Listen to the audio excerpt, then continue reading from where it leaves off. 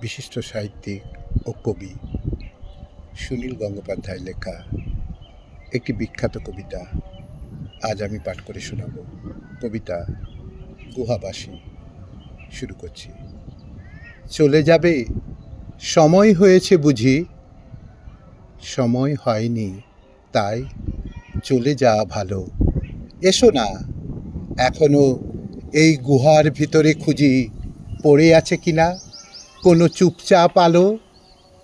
অথবা দুজনে চলো বাইরে যাই, আমার এই নির্বাসন দণ্ড আজ শেষ হবে।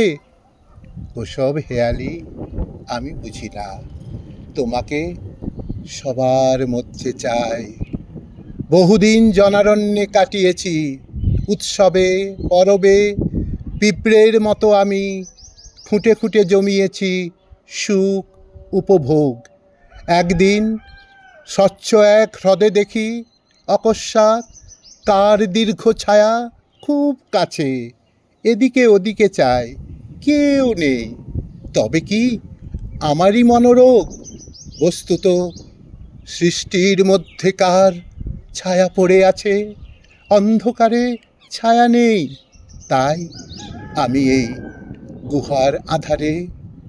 আমাকে ডেকেছ কেন এই অবেলায়? ভেবেছি হয়তো ভুল, নারীর সুষমা বুঝি পারে ভেঙে দিতে আলস্যের শির। যদি স্পর্শের খেলায় মুহূর্ত বিমূর্ত হয় যদি চোখ, তবে তাই হোক, তবে তাই হোক। ভুল ভাঙা শুরু হলে দেরি করা ঠিক নয়, বিশেষত অন্ধকারে। অন্ধকারে ফুল হয়ে ফুটে ওঠে নিষিদ্ধ রঙিন লোভ। শৈশবের সব দুঃখ যেরকম ফিরে পেতে চাই বারবার।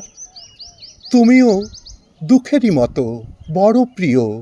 এই ওষ্ঠ, বুক, ওসব জানি না। দুঃখ কিংবা ছায়া টায়া এখন থাকুক। ভুল ভাঙবার নামে আরও কিছু ভুল করা, এমনই মধুর খেলা আর নেই। তাহলে এবার বুঝলে গুহাটিকে মায়া বলে উড়িয়ে দেয়াটা হলো এ জীবনে সর্বশ্রেষ্ঠ ভুল। এ জীবনে সর্বশ্রেষ্ঠ ভুল।